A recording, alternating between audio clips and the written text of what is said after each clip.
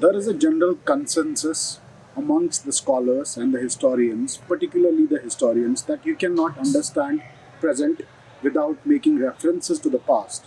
Similarly, in the context of media, how to make sense of the present times, in the times of the digital technology, how to make sense of the times we live in, the times of internet, the times of information.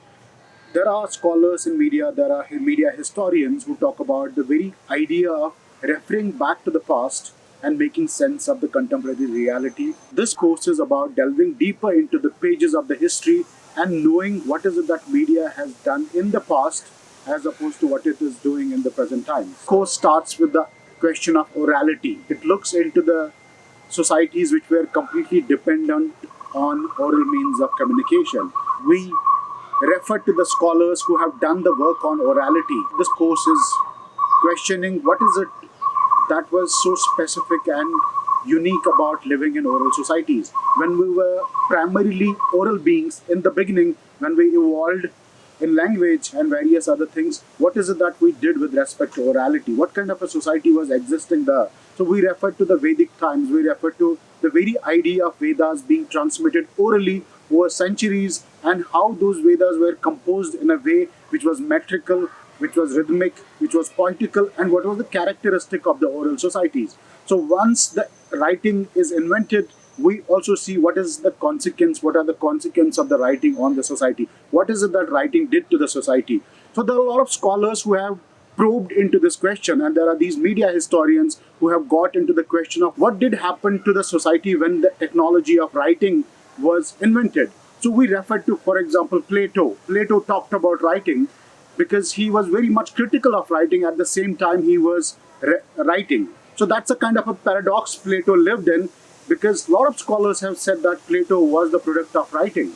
Once we are done with the question of investigating what is it that writing did to the society, we go into the question of manuscript tradition. We say that how were manuscripts transmitted, how they were written, who were the scribes, what was the scribal culture, what was the manuscript tradition.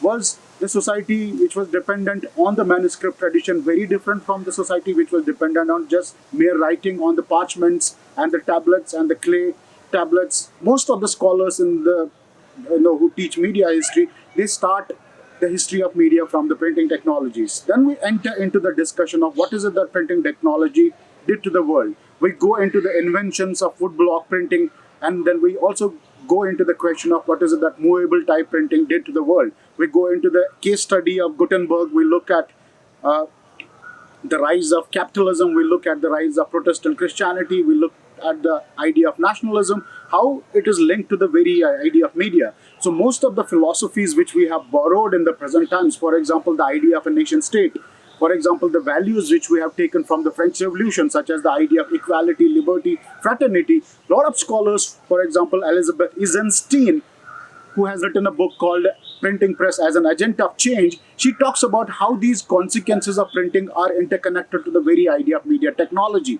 What is it that television did to society in India? For example, in the contemporary times, if you look at the various political formations, if you look at various cultural formations, if you look at various socio-cultural different types of formations, you will see that the television played a very fundamental role in changing the consequences of the society we live in. There are very few scholars who have investigated into the question, what is it that television did to society? What is it television did to politics in India? What is it television did to culture in India? So we are delving deeper into these questions. And finally, when we come to the internet technology, we go into the history of internet.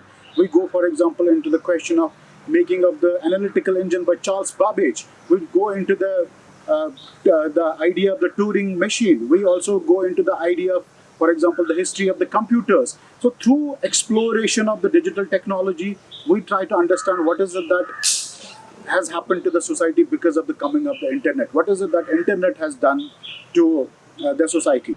What this course brings new is the very idea of involving the students in working on these research projects. For example, in my class, there are students who are working on media histories in different parts of India. You have students coming from different parts of India.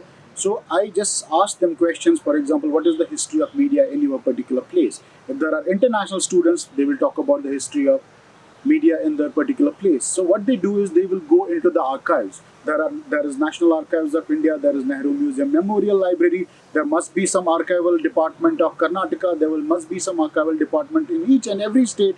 For example, who brought the first newspaper of Hyderabad? Who brought the first newspaper in Delhi? So these regional explorations have to be taken care of, and our students are getting into that direction. They understand the very dynamics of doing archival research, which is something very refreshing, I would say, in terms of taking a course on history of media. There is an expectation that by the end of this particular course, the students will be able to publish at least 5 pages from the research which they do. So which makes them also in a position to have the publication in the very beginning of the training in media studies.